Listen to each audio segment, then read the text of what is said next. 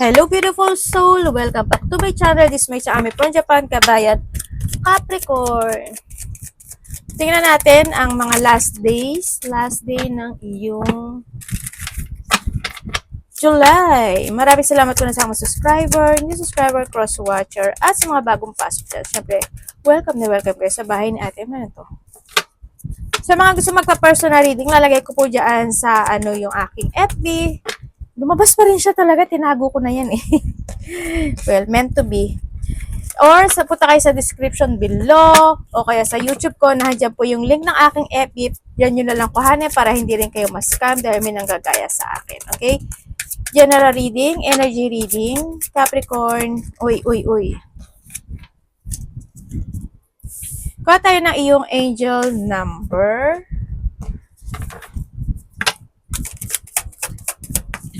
Pwedeng related ka dito or ito yung message sa iyo. Or this week. Uy, ang ganda. Ay, ang ganda nga. Okay, meron kang 15-15. This is the big break. 18-18 din, no? Meron kang fulfillment and fruition na magaganap sa buhay. Also, this is you, the ending and the beginning of rebuilding at saka restructuring. Ibig sabihin, you are going toward to stability in life. Also, 4 is 8. Ibig sabihin, is abundance din, ano? Nando yung point. Kasi dito rin si big break. Diba? Intuition, betrayal, pessimism, relating value, insight, increase, perception, love, monogamy. Yan. Ito yung instinct mo. Ito yung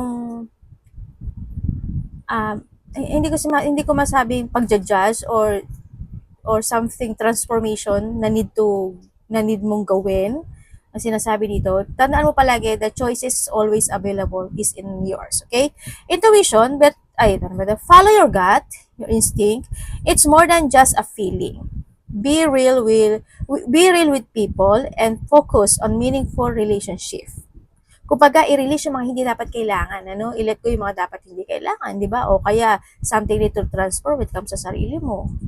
Something need to change, di ba? Mga decision making. Remember, you are also must bring value to the table. Your action. Treat other with respect or else karma will bite your ass. 3 is a crown. Innovation, creation, focus, skill, and goal. All effort will be rewarded big time at the end. Pero before doon, something need to transform. Pero andito yung point of abundance. Pag-angat ng situation, no? And meron kang family 28, Aries 21, and 37.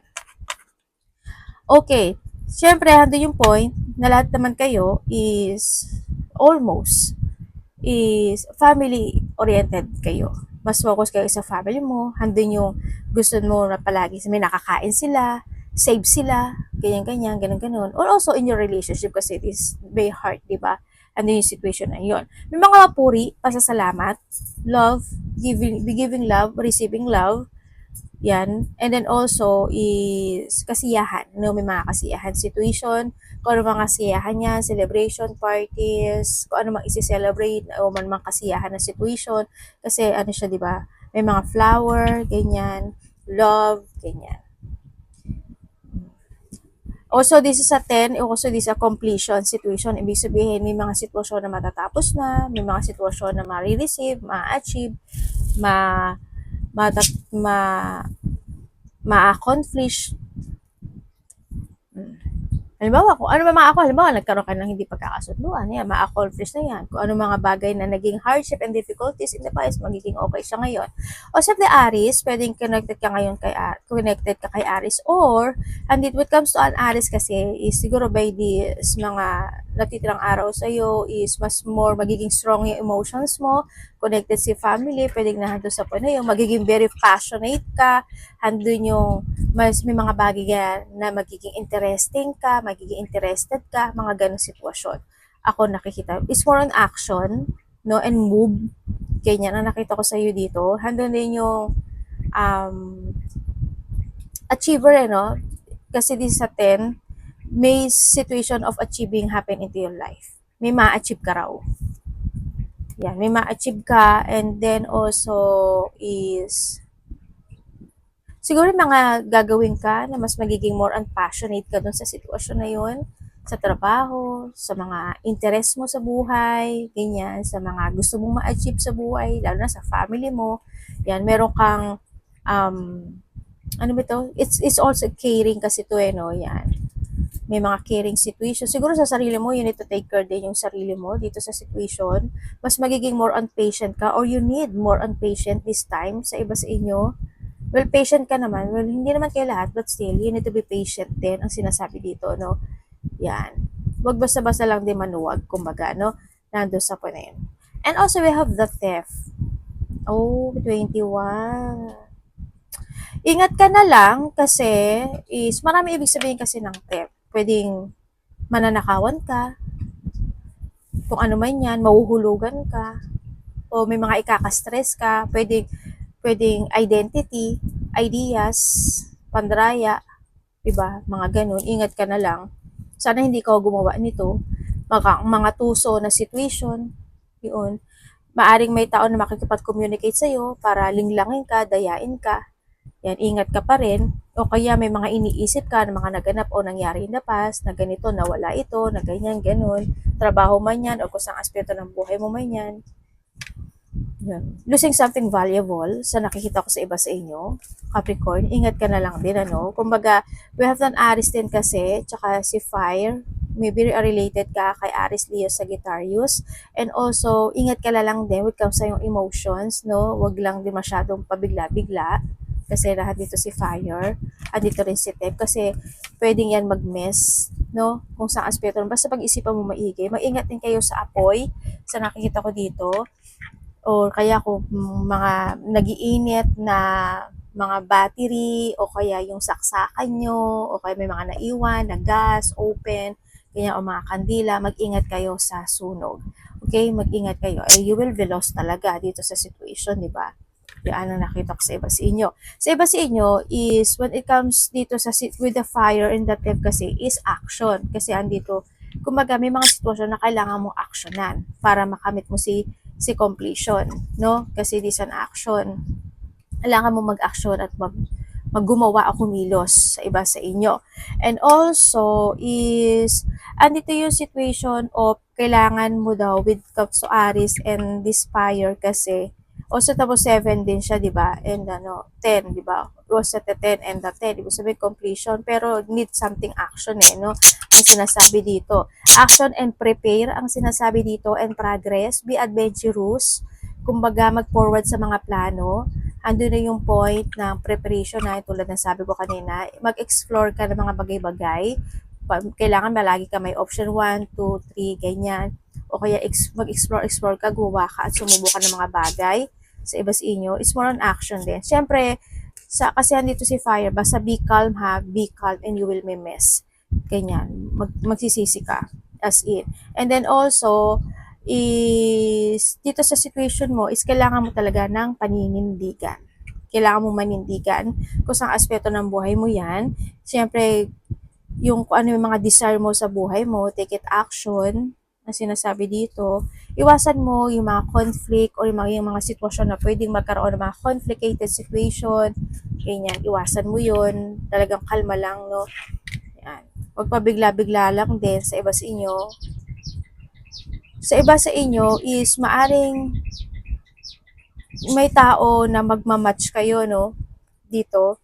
Yan, halimbawa may same page pero may taong blockage. Sa iba dito, di sa third party no? O kaya mga blockage ng relationship or family. Kumbaga parang, kung sa family to siguro, syempre nahandun yung black sheep ng pamilya, no? Pwedeng may black sheep ng family sa iba sa inyo. Sana hindi ko yung black sheep. Yan, pwedeng may black sheep sa family or sa trabaho kasi also you have the Aries, ganyan, sa iba sa inyo. And sa iba sa inyo is, handun yung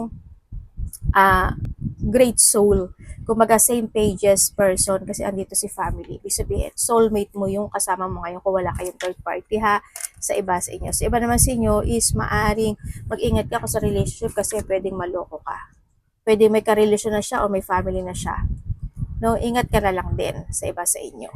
Siyempre, wag kang papasok sa relationship na may pamilya na, alam mo naman siguro yung tama sa mali. Kung hindi ko, yung masusunog. Diba? Ingat na lang din kayo sa iba sa inyo. And also, we have the enemy. And syempre, iba sa inyo is may mga enemies. Naku po, sabi ko sa inyo, may gustong sumira sa iyo. O, sana hindi ikaw ito, di ba? Huwag kang sisira ng buhay na may buhay joke. Ganyan. Or may tao na may tukso, ahas o, di ba? Ingat lang din ha, kasi dito, enemy to, may taong galit talaga. Tamo, ito, yan o, hindi yan pangit yan, as in pangit yan.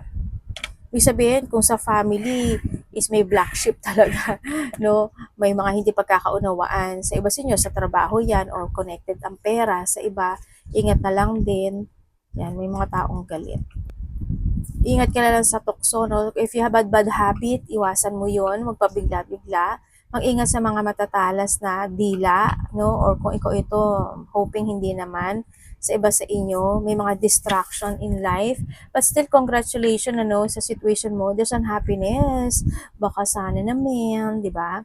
Yan, sa iba sa inyo, may mga jackpot. Sana energy nyo to. No? Hindi siya malaki. Dito sa nakita ko kasi medyo may mga dark situation eh. Hindi siya malaki, pero may mananalo. Ang nakita ko sa inyo. Pwedeng sa iba sa inyo, may mga celebration situation. Pwedeng birthday, happiness, achievement, surprise parties, event, mga ganyan, o may mga coming home, o may mga or mga completion talaga, no? New beginning is coming din sa iba sa inyo, sa nakikita ko sa inyo dito. Congrats! Congrats! Also, disapproval and fulfillment happen into your life. But still, mag-ingat ka pa rin, ano? Sa mga ano. Ingat kayo dito, oh. May mga dapat kayong linisin sa sarili. Okay, meron kang 34, 55, 47, 57, and 77. Nako, naloko na.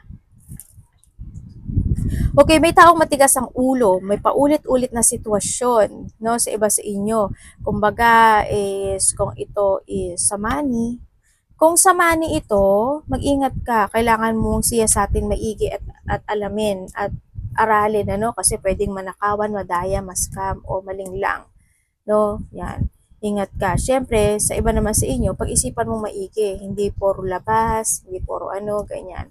Pero hindi naman sinasabi na hindi mo dapat gawin. No? Handun yung voice. And then, you need to enjoy yourself din dito sa sitwasyon.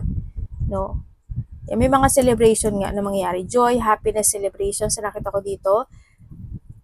Na dito rin yung point na maaring may mga mararamdaman kayo na hindi nararamdaman ng iba, nakikita na hindi nakikita ng iba. Pagtingin mo, kala mo may anino, pagbalik mo, wala pala. Yung mga ganon, no? May mga disturbance, may mga supernatural situation sa iba sa inyo, may mga situation ng pagkairita. Kung titingnan ko dito sa iba sa inyo, siguro may mga sitwasyon na maiinis at maiirita ka, yung parang nangyayari na to dati sa iyo, no?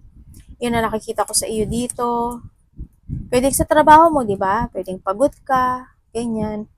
Naiinis ka kasi ang dami mong gawain. Parang inangkin mo na lahat. Ikaw na gumawa ng lahat. Kung tapos ang sahod mo kakatiting, yung mga ganun sitwasyon sa iba sa inyo.